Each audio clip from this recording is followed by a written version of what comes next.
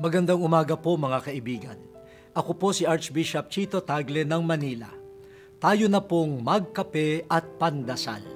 Sa umagang ito, pagdasalan po natin, mahalin ang umuusig sa iyo. Maraming aral ang Diyos na mahirap unawain, hindi lamang dahil matayog ang karunungan ng Diyos, kundi dahil parang walang saysay. Ang isa na rito ay ang pagmamahal sa kaaway, pagdarasal para sa umuusig sa atin, ang hindi paghihiganti, ang pagpaparaya sa nagpapabigat sa iyo. Parang walang matinong tao ang gagawa ng mga ito. Subalit ito ang daan sa tunay na katinuan. Mahalin ang umuusig sa iyo. Hindi ito pagtatapon ng sariling dangal. Hindi ito pagkukonsinti sa maling ginawa ng iba. Hindi rin ito pagbabalat kayo lamang.